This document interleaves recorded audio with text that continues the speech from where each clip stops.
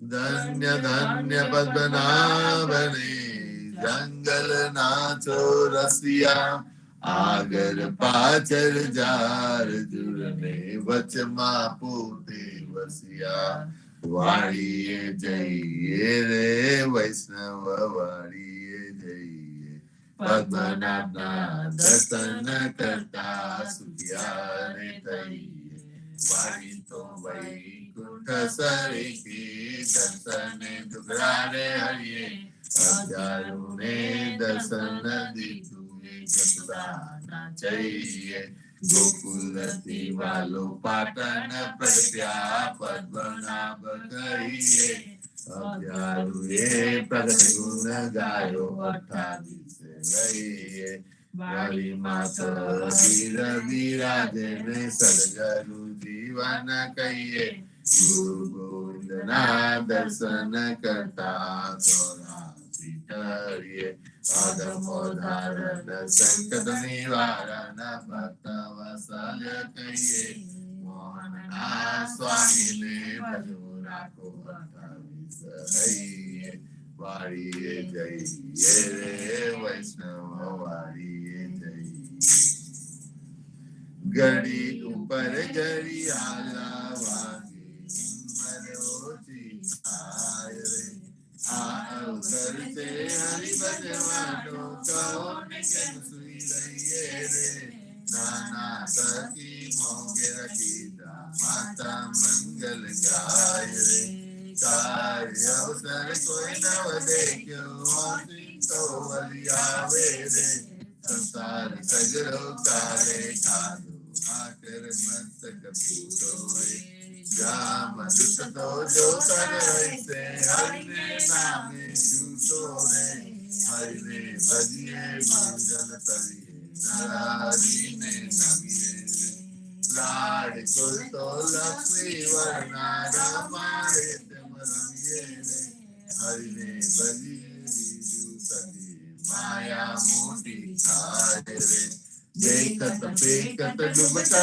मारे दुनिया मूड़ी माही रे कोई ये काया मारी जाती कोई ये काया जाती पवन मल तो पवन जाते माटी मलती माटी रे अवसर से हरि भजवानो जो जो मन विचारी रे जे जन हरि नो सुमरन बोलो जीती बाजी आयो रे जल सैयानो स्वामी समरियो वेद पुराणे साधु जमुना सिर पर पगलो दैने वेगे वैकुंठ जातो रे गरी ऊपर गरी आला वादी मरोजी काय हर आज रे सामरिये मारे हम तू अंतर की दारे राधा बनो हार गलैने रूपमणि ने आप्यो रे जानकी तो जावन देती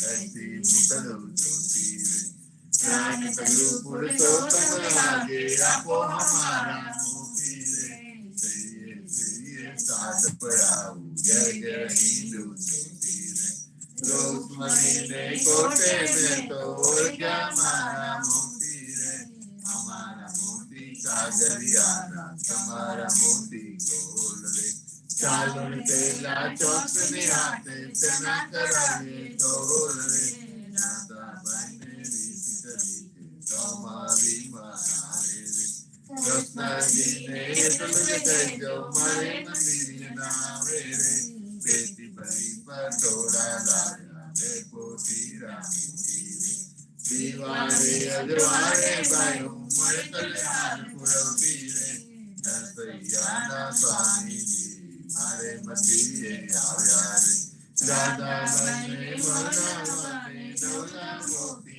लाया रे आज सीता मरिये मारी अब तू अंतर की जाए आज सीता मरिये मारी अब तू अंतर की जाए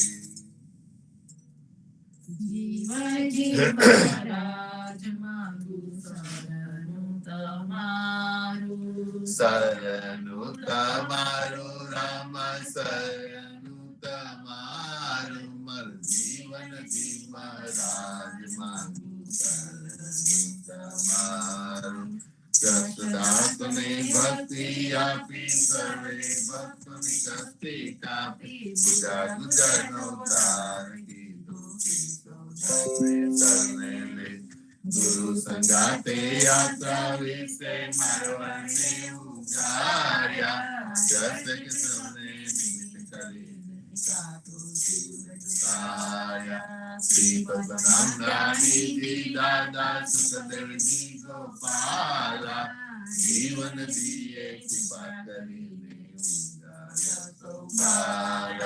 રામ કબીરની દરકામાં જીવન દીવે સારે કૃપા કરીને કબીર કૃપાળુ સારે જીવન દીના બાલ ગોપાલો રામ કબીર ઉચ્ચારો બહુતા જલ્દી કરવાનો આશીર્વાદ અનન્ય ભક્તિ નામે સ્થાને સત્સંગને ગારો અવિશ્વાસને દુષિત બોધન સંગારો નિસંગ હોઈને ભજન કરો તો નામ પરિત્રારા પાપીને સમને લીધા દયાલા સદગુરુ જીવન છોડી જનામ જીવન સાધના જીવન નામ સદગુરુ જીવન છોડી જનામ જીવન સાબિર જીવન નામ હરમા બાપર કૃપા કરીને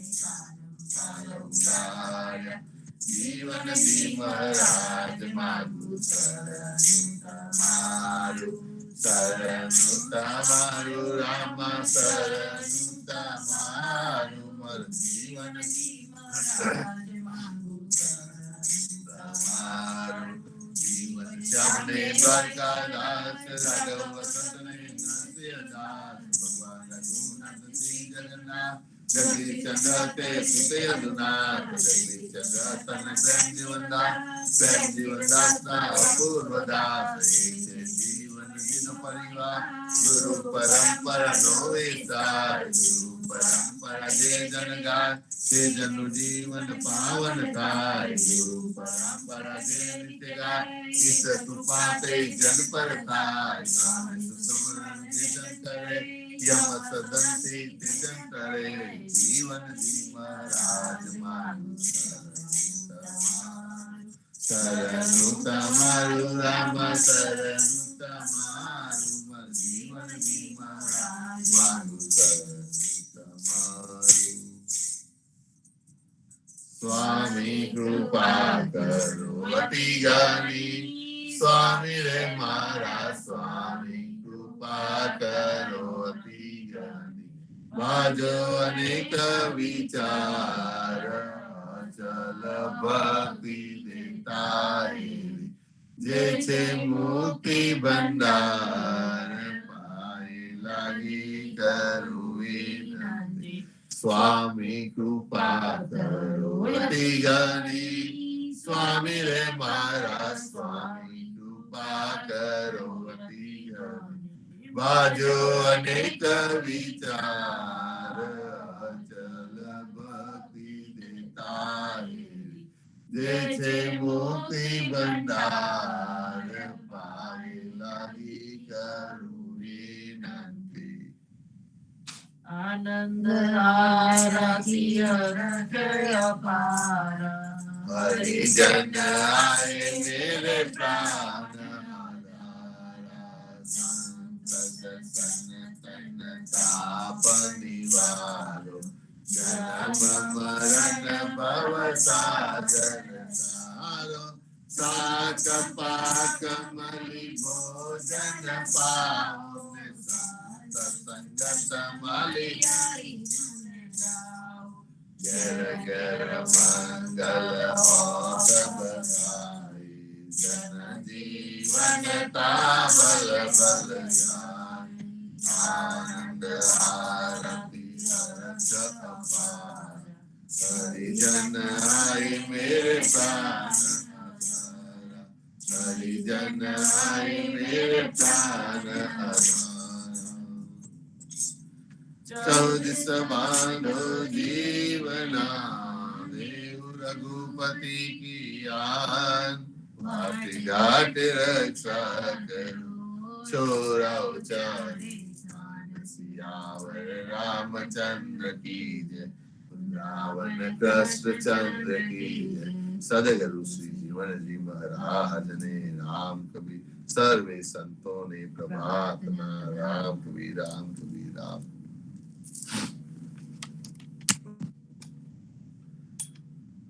संतो ઉંદેશ કાંગમાં આપણે જે પાંચમી પંક્તિની વાત કરીએ છીએ, મને ખબર છે નરેશભાઈ તમારી વાણી તો રોકી રહે નહીં જીવના વાણી ઉમંગે ગાય. તમારો ઉમંગ એટલો હોય છે ક્યારે સવાર પડો અને ક્યારે ભક્તોને કહેવો. આવો બાપ તમારી વાણીની શરૂઆત કરીએ અને આને ઉપર પ્રકાશ પાડો આ વાણી પર. સર્વે સંતોને રામ કબીર, પ્રભાતના રામ કબીર, ભારતમાં સંધ્યાના રામ કબીર. વાણી, આપણે ગઈકાલે વાત કરતા હતા સંતો કે વાણીને ઉમંગ ક્યારે આવે? જ્યારે વાણીને સાચી દિશા મળે ને ત્યારે વાણીને ઉમંગ આવે.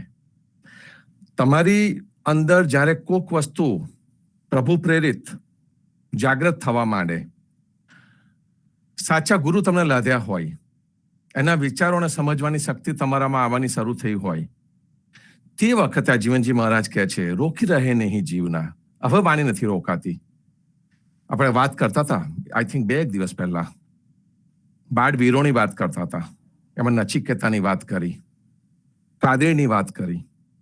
આપણને એક સ્ટોરી નાના હતા ત્યારે યાદ આવશે. એક નેધરલેન્ડમાં એક બાળક હતું કે જેને એક આખું ગામડું ડેમ તૂટ્યો હતો અને કાનું પડ્યું હતું ડેમમાં, અને જો એ કાનું પહોળું થઈ જાત તો આખું ગામ ડૂબી જાત.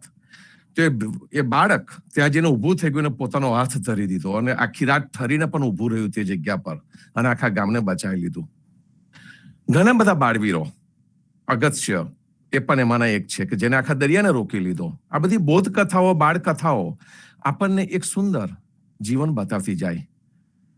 આપણા જીવનજી મહારાજ પણ જે બાળ જીવનજી મહારાજ, એ બાળ જીવન 11 વર્ષે જયારે ગાહેજ ગોરિયાદ ગામમાં પ્રગટ થયા અને ત્યાર પછીથી એમને જે પોતાની જીવનની સફરને આદરી દીધી અને ત્યાં સુધી ના જંપીને બેઠા કે જ્યાં સુધી એમને નિજ ધામમાં જવાનો વારો ના આવ્યો. જીવન પર્યંત કાર્યરત રહ્યા, સત્યની શોધ કર્યા કરી. સત્યની શોધ લાદી તો ફક્ત સત્યની શોધ પોતાની લઈને ખૂનામાં ના બેસી રહ્યા. ગામ ગામ ફર્યા, સંત મંડળીની સાથે ફર્યા અને પછી આખી એક ઉદા ધર્મની પ્રણાલી સ્થાપી દીધી એમને. એટલે બાળ જીવન પણ જીવનજી મહારાજ થાય એમની જે યાત્રા છે, બાળ જીવનથી માંડીને ગાહેજ ગોરિયાદથી માંડીને પુણ્યાદ મુકામે જ્યારે નિઝધામ ગયા, એ આખી જે યાત્રા છે એ યાત્રા પણ આપણને પ્રેરિત કરે કે જ્યારે જ્યારે જે સારું સારું લાધે તમને તે તમે બીજાની સાથે શેર કરો. તમે જાતે તો ઉપર ઉઠો જ, પણ બીજાને પણ આપણે ઉપર ઉઠાવીએ. અને એ આ વાણી છે, રોકી રહે નહીં જીવના વાણી ઉમંગી ગાય. વાણી કેવી ગવાય? તો કે ઉમંગ, બીજામાં ઉમંગ લાવી દે. બીજા કદાચ થોડા ઘણા શેક્યું હોય એ મજબૂત થઈ જાય. આજે ચંદ્રકાંતભાઈ રાગ વિહાગ પહેલા કહેતા હતા દયાલદાસની સાખીને લઈને કે આપણે હલી જઈએ, કોઈક વખત અહીં તઈ થઈ જઈએ, પણ એ વખતે જે આપણા જે વિચારો છે, જે કબીર સાહેબના, જીવનજી મહારાજના, દયાલદાસના, જે આખી સંત પરંપરાના, નરસિંહ મહેતાના, એ દરેકે દરેક વિચારો આપણને આપણી જગ્યા ઉપર સ્ટ્રોંગ બનાવી દે. અને આખી સંત પ્રણાલીમાં કોઈ પણ જગ્યાએ તમને ભ્રમ નથી, ફક્ત ને ફક્ત પ્રેમ છે. કોઈ પણ જગ્યાએ કોઈ સંતને તમે એ રીતે નહીં જુઓ, અને કોઈ સંતને જો તમે એ રીતે જોયો તો સમજજો કે એ કર્મકાંડીને પુરોહિતવાદી છે અને એની દ્રષ્ટિ બીજી બાજુ છે. એની દ્રષ્ટિ સત્ય બાજુ નથી, એની દ્રષ્ટિ આત્મા પરમાત્મા બાજુ નથી. અને એ પારખ કરવાની, ઓળખ કરવાની વારે ઘડીએ ચેતવણી આપણને કબીર સાહેબને જીવનજી મહારાજ આપે છે અને કહે છે ગુરુ કીજે વિચાર કે, જેને તેને ગુરુ ના બનાવી દેવાય. વિચાર કે, સમજણ, વિચારવું અને સમજવું. કોઈને દોરાઈ નહીં જવું, કોઈના પણ. એ પછી આપણું પોતાનું સગું હોય, નિજજન હોય કે ગમે તે હોય, દોર્યા નહીં દોરાવું. પોતાને ભગવાને બુદ્ધિ આપી છે, એ બુદ્ધિની ચકાસણી ઉપર કોઈ પણ વિચારને મૂકવો અને એ વિચાર જો આપણને લોજિકલ લાગે યોગ્ય લાગે એ વિચાર પર કોઈ પહેલા ચાલેલા હોય અને આપણને એમનો અનુભવ હોય તો ચોક્કસ જ એ વિચારને આપણે એક્સેપ્ટ કરીને ચાલી શકીએ. ખોટા દોરવાઈ જઈએ આપણે વગર વિચાર કરે, વગર સમજને, તે ઘડી આપણે તકલીફમાં મુકાઈ જાય. અને જે આપણી જે વાણી છે, જે આપણા આપ્તજનની વાણી, એટલે કબીર સાહેબની અને જીવનજી મહારાજની વાણી, એ પ્રૂવ થઈ ગયેલી વાણી છે. એને આપણે ગુરુમુખ વાણી કહીએ છીએ, એને આપણે અવ્યભિચારીની વાણી કહીએ છીએ, કારણ કે એ વાણી આપણને સાચી ભક્તિ બતાડી રહી છે, સાચો જીવન જીવવાનો રસ્તો બતાવી રહી હોય. અને એટલા માટે કહે છે કે રોકી રહે નહીં જીવના, વાણી ઉમંગી ગાય. અને આ વાણીએ આપણને સ્વયંનું રૂપ પણ બતાવવા માટે રસ્તો બતાવી દીધો છે કે આપણે શું કરીએ ને શું ના કરીએ. Dos and don'ts, yes and nos આપણને આપ્યા. ડૂઝ તો બહુ પોઝિટિવ આપી દીધા, 4 પદાર્થ આપણને આપ્યા. આમ સિમ્પલ, લીસા લસટ લાગે, પણ 4 પદાર્થને જ્યારે આપણે વિચારીએ અને અમલમાં મૂકીએ, એના સાચા સ્વરૂપમાં એના અમલમાં મૂકીએ, ફક્ત એનું બાહ્ય સ્વરૂપ નહીં, એનું આંતર સ્વરૂપને પણ જો આપણે દર્શન કરતા જઈએ, તે વખત આપણે લાગે કે યસ, આ 4 પદાર્થ બોલવાના તો સહેલા છે, પણ સાથે સાથે એનો અમલ કરવાનો પણ એટલો જ કઠિન છે. જે સ્વ તરફની યાત્રા કબીર સાહેબે, જીવનજી મહારાજે કરી, જગદીશ મહારાજે પણ સ્વ તરફની યાત્રા કરી. આપણે સૌ એ કરી રહ્યા છે, નિજ તરફની યાત્રા. અને જે નિજ તરફની યાત્રા કે જે આપણને કહી રહી છે કે તમે બહાર દ્રષ્ટિ રાખવાના બદલે તમારી અંદર દ્રષ્ટિ લઈ જાઓ. એકાએકી જીવના દૂજા સદગુરુ બેલ, બીજા સદગુરુને સાથે રાખીએ. એ આપણને જે કહેવામાં આવ્યું એનો આપણે અમલમાં મૂકી શકાય. ગઈકાલે જ્યારે આપણે વાત કરતા હતા જીવનમાં જુદા જુદા ડરની, કારણ કે આપણે હંમેશા મનની જ વાત કરીએ, મનને ક્યાં બેસાડવું, કારણ કે મન છે ને એ જ આપણો ગાઈડિંગ ફોર્સ છે. અને જ્યાં મન જાય ત્યાં જ બધું જવાનું. અને એ મનને કેળવવાની વાત છે. અને એ મન કેળવાય એટલા માટે આપણને 4 પદાર્થ. ગઈકાલે આપણે વાત કરતા હતા, નેપોલિયન હિલ નામનો મોટો લેખક છે, એને સરસ પુસ્તક લખ્યું છે, થિંક એન્ડ ગ્રો રીચ. એની ઓલમોસ્ટ $80 મિલિયન કોપીઝ વેચાઈ ગઈ છે. આ પુસ્તકને લોકો વાંચે છે શાના માટે? મોસ્ટલી શાના માટે વાંચે છે? તો કે આ પુસ્તકને મોટા ભાગના લોકો પૈસાદાર થવા માટે વાંચે. આ પુસ્તકના આધાર ઉપર ચાર્લ્સ શ્વાબે $600 મિલિયન બનાયા. કેટલા મોટા ડેલ કાર્નેગી, કેટલા મોટા બિઝનેસમેન અને લેખકોએ millions and millions of dollars બનાવ્યા આ પુસ્તકના સિક્રેટના આધાર ઉપર.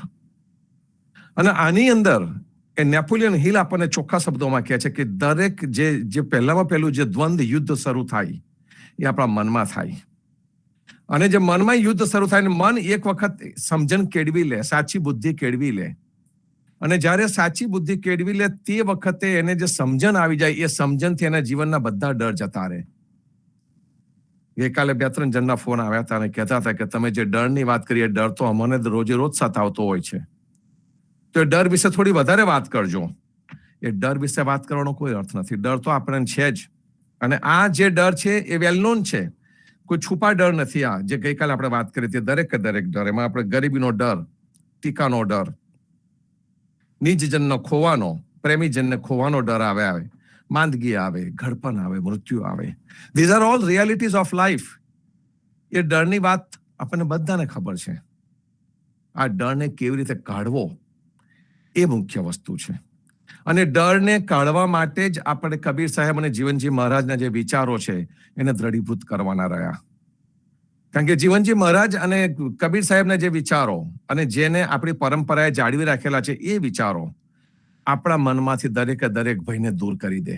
દરેક ભયને સમજણ, મનને સમજણ આવી જોઈએ. એને જેને કહીએ છીએ આપણે સ્ફૂર્ણા, જેને અંતઃસ્ફૂર્ણા કહી શકાય, કે અંતઃસ્ફૂર્ણા જ્યારે આપણામાં આવવાની શરૂ થાય તે વખતે આ દરેક ડર જે આપણને સતાવી રહ્યો હોય, at one point or the other point, એ દરેક ડર આપણને દૂર જવા માંડે. ગરીબીનો ડર આ નેપોલિયન હિલ કહે છે કે સૌથી મોટો ડર છે, કારણ કે એની બુકનું ટાઇટલ જ છે થિંક, એટલે વિચારો, એન્ડ ગ્રો રીચ. એના બુકનું ટાઇટલ જ આ છે કે પૈસાદાર કેવી રીતે થવું. પણ જ્યારે હું આ પુસ્તક જોતો હતો અને વાંચ્યું, ત્યારે મને લાગ્યું કે રીચ એટલે not only in terms of money, richness of mind, richness of soul, richness of my life, એ આપણે જોઈએ. ફક્ત પૈસા તવંગર થવાથી શું થવાનું હતું? ચોક્કસ પૈસો જોઈએ જીવન ગુજરાન ચલાવવા માટે, પણ એનાથી જ તવંગર થવાથી શું થવાનું હતું?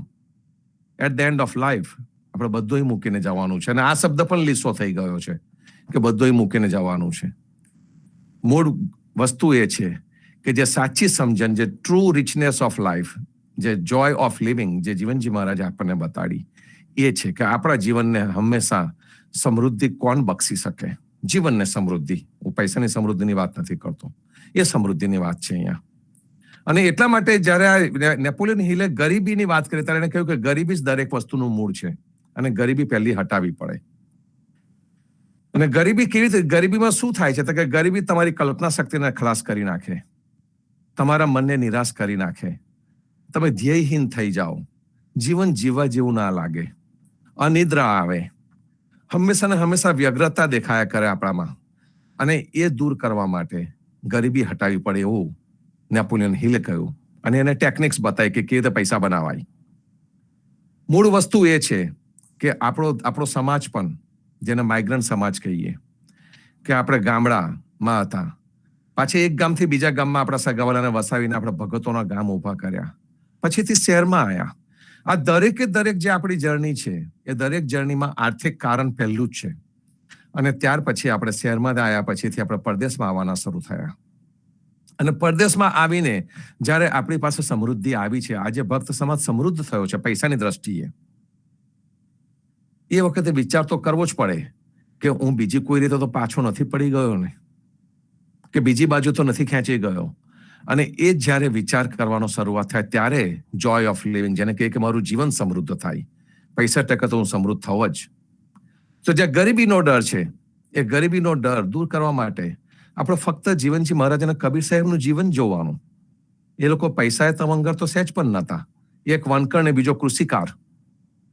કોઈ એવું નહીં કે કબીર સાહેબ મોટો ખજાનો મૂકીને ગયા પૈસાનો, કે કબીર જીવનજી મહારાજે મૂકીને ગયા, પણ એ ખજાનો સાનો મૂકીને ગયા? અખૂટ ભંડાર, આપણામાં એક સાખી સુંદર આવે છે કે અખૂટ ભંડાર મૂકીને ગયા. એ અખૂટ ભંડારે સાનો મૂકીને ગયા? સત્ય વિચારોનો.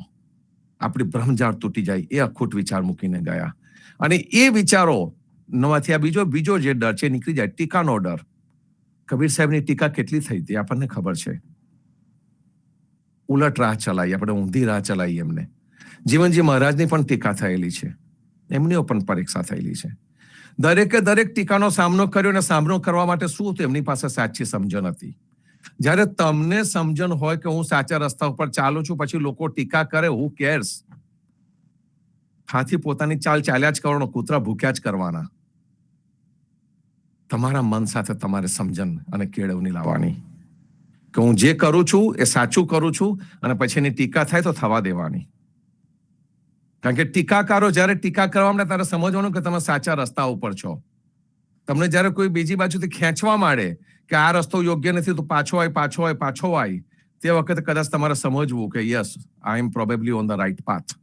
પણ તમારા પોતાના મનની સાથે, સાચી સમજણ સાથે એ કેળવી લેવાનું. ટીકાનો ડર, જ્યારે સમાજમાં રહીએ ને ત્યારે ટીકાનો ડર બહુ મોટો હોય. બધા બહુ લોકો જોતા હોય તમને, જેને આપણે પોતાના કહીએ આપણને ખેંચી પાડવા માટે તૈયાર હોય. અને તે વખતે આપણને આ ડર લાગ્યા કરે કે કોઈ મને કંઈક કરશે. ટીકાનો ડર, કોઈ શું કહેશે, કુછ તો લોગ કહેંગે, એ જે છે આખું, એ ડર ક્યારે નીકળે? તમને દ્રઢ વિશ્વાસ હોય કે હું જે કરું છું તે યોગ્ય છે, અને હું ગુરુમુખી છું અને ગુરુના રસ્તા ઉપર ચાલી રહ્યો છું. જ્યારે એ તમારી પાસે હોય તે વખતે કોઈ પણ ટીકાનો ડર તમને ના રહે. નિજજન પોતાનું હોય, પ્રેમીજન હોય, એનો પ્રેમ ખોવાનો ડર. ઘણી વખત જીવન આપણને એવા સંજોગોમાં મૂકી દે કે આપણા પોતાના પ્રેમીજનો આપણાથી દૂર થવા માંડે. કોક મૃત્યુ પામે અને કોક આપણાથી દૂર થઈ જાય.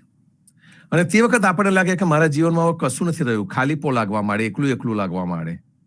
તે વખતે પણ આપણામાં સમજણ આવવી જોઈએ કે હું એકલો છું, પણ એકલવાયો નથી. મારી સાથે મારો સ્વ હંમેશા ને હંમેશા છે. મારી સાથે મારા વિચારો છે, મારી સાથે મારા ગુરુના વિચારો છે, મારી સાથે સત્ય છે, મારી સાથે પ્રોબેબલી પુસ્તક રૂપી મિત્ર હંમેશા મારી સાથે છે, જે કોઈ દિવસ મારી પાસેથી જવાનો નથી. જ્યારે આ વિચાર આવે ત્યારે હું એકલો હોય પણ હું એકલવાયો નહીં હોય. મનુષ્ય સામાજિક પ્રાણી છે અને એને સમાજમાં રહેવાનું ગમે અને હોવું પણ જોઈએ, પણ સાથે સાથે એકલા પણ બેસતા શીખવું પડે. અને એટલા માટે જીવન જીવવા કીધું એકાએકી જીવના.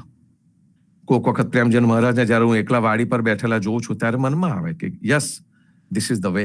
હું એકલા બેસવાનો પ્રયત્ન જાતે પણ કરું છું. That is the way to go.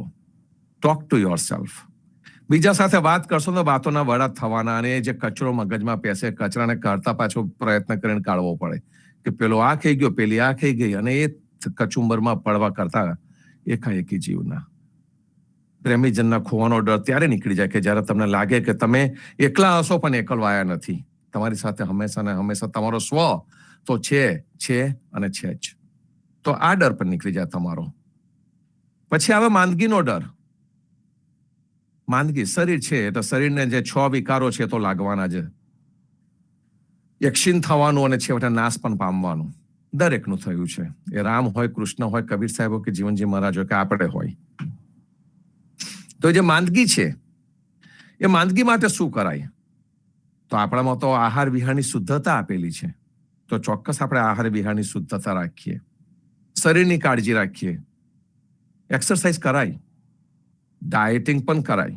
Dieting એટલે ઉપવાસની વાતો નથી કરતો, એ અંધશ્રદ્ધાની વાત નથી, પણ તમારા શરીરને જે પથ્ય અપથ્ય હોય એ તમે કરો, એનું હું ડાયટિંગ કહું છું. કે તમને જે અમુક અનુકૂળ આવતું હોય, અમુક ના અનુકૂળ આવતું હોય, એ પ્રમાણે તમારા આહાર વિહારને બદલીએ અને સ્વસ્થતા અને સ્વચ્છતા રાખવાનો આપણે પ્રયત્ન કરીએ. તો માંદગી આવે તો આવે, પણ કદાચ મોડી આવે કાં તો ઓછી આવે. કોઈ પણ રોગને આનુવંશિક હોય તો પણ તમે લાંબા સમય સુધી શરીરથી દૂર રાખી શકો.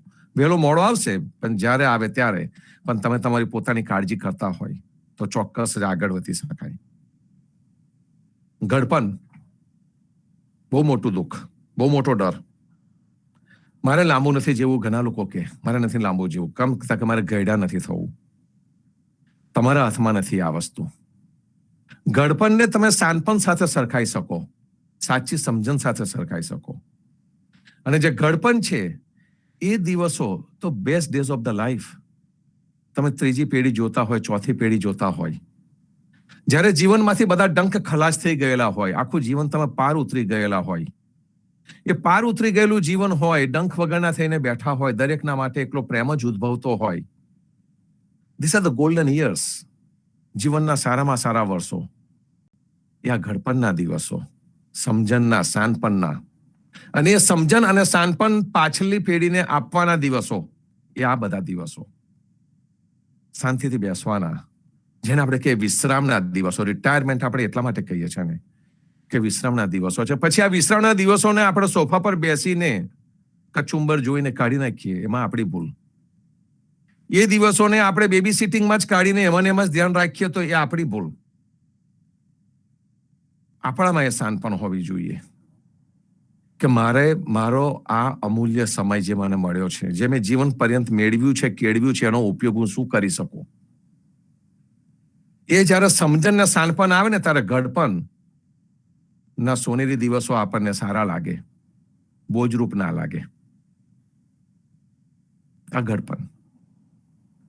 અને જે છેલ્લો ડર, સૌથી મોટો ડર, મૃત્યુનો ડર. એ ડર તો આપણને ચોખ્ખા શબ્દોમાં કબીર સાહેબે અને જીવનજી મહારાજે કાઢી નાખ્યો છે. ઉન દેશ કા અંગની આપણે વાતો કરીએ છીએ. સંતો એવો કયો સમાજ હશે કે જે ઉન દેશ કા અંગની વાત છાતી ઠોકીને કરી શકે અને એની પર સત્સંગ કરી શકે. ઉન દેશથી આયા, ઉન દેશથી જવાના. આપણે તો મૃત્યુની જ અહીંયા વાત કરી રહ્યા છે, નિજધામ જવાની જ વાત કરી રહ્યા છે. તો એનો ડર કાઢી નાખવા માટે આ ઉન દેશ કા અંગનું જે લખાણ છે ને એ જ ઇનફ છે. અને મૃત્યુ માટે રવિન્દ્રનાથ ટાગોરે, મેં ગઈકાલે મેં તમને કહ્યું હતું, એમણે કહ્યું હતું કે ભાઈ રાત્રે અંધારું હોય ત્યારે દીવો કરવો પડે અને સવારે અજવાળું થાય એટલે આપણે દીવાનો ઓલવી નાખીએ. એમણે મૃત્યુને એટલું ઇઝીલી લઈ લીધું હતું. નચિકેતાની વાત કરતા પણ યમરાજાએ નચિકેતાને કહ્યું હતું કે પરબ્રહ્મથી તું કોઈ દિવસ જુદો જ ના થઈ શકે. એ આત્માનું જ્ઞાન પણ એને એ રીતે જ મળેલું હતું. અને એક થિયરી એવી પણ છે કે જે આ સૃષ્ટિમાં અસ્તિત્વ ધરાવે છે એ જ વસ્તુઓ છે, એનાથી બહારની કોઈ વસ્તુ નથી. અને જે અહીંયા અસ્તિત્વ ધરાવે છે કોઈને કોઈ રૂપે અહીંયા ને અહીંયા જ રહે છે, જતું નથી. એટલે જેને આપણે કહીએ કે જે નિજધામ જવું છે, અલ્પ વિરામ છે, ભગવાનના ચરણ કમળમાં જવું છે, જ્યાં અહીંથી આવ્યો છું ત્યાં જવું છે મારે. જ્યારે બાળક મા પાસે જતું હોય તો બાળક રડતું હોય છે? કોઈ દિવસ નથી રડતું. એને આનંદ હોય છે, એનો ઉલ્લાસ હોય છે, અને હસતા હસતા માને પાસે જાય છે ને ભેટી પડે છે. એ જ રીતે જે સંત પરંપરા છે, જે રેરંકાની સૃષ્ટિ છે, એની અંદર સંતોની સાથે જ રહેવાનું છે. તો પછી મૃત્યુનો ડર ક્યાં રહ્યો? મનને મનાવવાની વાત નથી.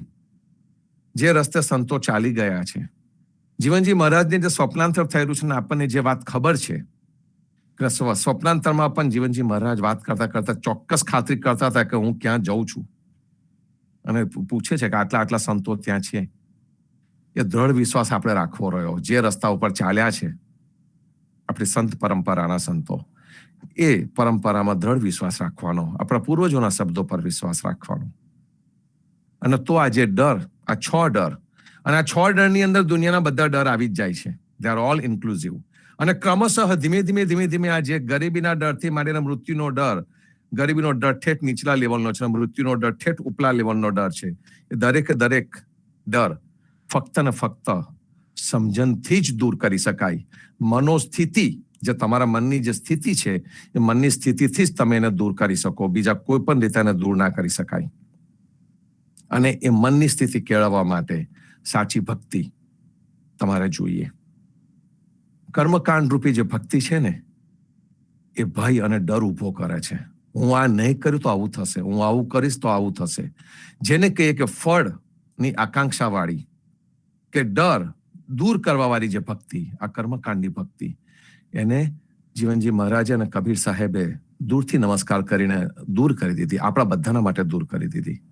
તો કોઈ પણ રીતે કોઈ પણ જાતનું કર્મકાંડ, જેને હું કહું છું mechanical stuff in our life, પેસવાનું શરૂ ન થાય, એની આપણે સૌ કાળજી કરીએ. આપણે એના દરવાન થઈ જઈએ અને એની કાળજી કરીએ.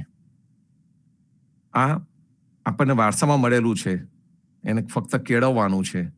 તો સંતો આપણને કેળવવાની શક્તિ સદગુરુ જીવનજી મહારાજ, કબીર સાહેબ આપણને આપે, અને કૃપાનાથે કૃપા આપણી ઉપર રહેતે, એ ભાવના સાથે વિરમું છું. સર્વ સંતોને રામ કબીર. સાકરબા, તમારો હાથ અપ છે, વાત કરવી હતી.